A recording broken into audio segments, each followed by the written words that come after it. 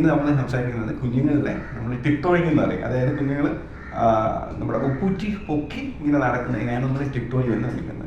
കുഞ്ഞുങ്ങളിൽ വലിയ ശതമാനം കുഞ്ഞുങ്ങളും ടിപ്ടോയിങ് ഇടിയപ്പതിക്കായിട്ട് വരും. പ്രത്യേകിച്ച് റീസൺ ഒന്നും കാണില്ല, വേറെ ബ്രെയിനിന് ബുദ്ധിമുട്ടുകളൊന്നും കാണില്ല, സ്പാസ്റ്റിക് ചേഞ്ചസ് ഒന്നും ഇല്ലാതെ വരാറുണ്ട്. അത് കുറച്ച് ഹൈപ്പർ ആക്ടിവിറ്റിയുമായിട്ട് ബന്ധപ്പെട്ട കുട്ടികൾ വരെ കാണാറുണ്ട്. അപ്പം ഇടിയപ്പതിക് ടിപ്ടോയിങ് നമുക്ക് ട്രീറ്റ് ചെയ്ത് മാറ്റാനായിട്ട് സാധിക്കും. അപ്പം 2-3 കാര്യങ്ങളാണ് കുഞ്ഞിനെ ഈ ബേബി വാക്കേഴ്സ് പോലത്തെ സാധനങ്ങളിൽ നിർത്താതിരിക്കുക. 2, നല്ലൊരു ഷൂസ് കുഞ്ഞുങ്ങൾക്ക് ആദ്യമേ കൊടുത്ത്, അതായത് നടന്ന് തുടങ്ങുന്ന ഒരു കാലഘട്ടത്തിൽ നിന്ന് നടപ്പ് സ്റ്റേബിൾ ആകുമ്പോഴാണ് ഈ ടിപ്ടോയിങ് വരുന്നത്. കുഞ്ഞിന് സ്പീഡ് കൂടുമ്പോഴാണ് ഈ ടിപ്ടോയിങ് വരുന്നത്. അപ്പം സ്പീഡ് കുറച്ച് നടക്കാനായിട്ട് കുഞ്ഞിനെ പഠിപ്പിക്കുകയും ഒരു വിദഗ്ധനായ ഒരു ഫിസിയോതെറാപ്പി ഹാൻഡിൽ ചെയ്യുന്നവരടുത്ത് കൊണ്ടുപോയി അതിന് വേണ്ട ചികിത്സ ചെയ്യുകയും ചെയ്താൽ ഇടിയപ്പതിക്കായിട്ടുള്ള കുഞ്ഞുങ്ങളുടെ ടിപ്ടോയിങ് മറ്റ് റീസൺസ് കൊണ്ടല്ലെങ്കിൽ നമുക്ക് പൂർണ്ണമായിട്ട് അതിനെ മാറ്റിയെടുക്കാനായിട്ട് സാധിക്കും. Thank you.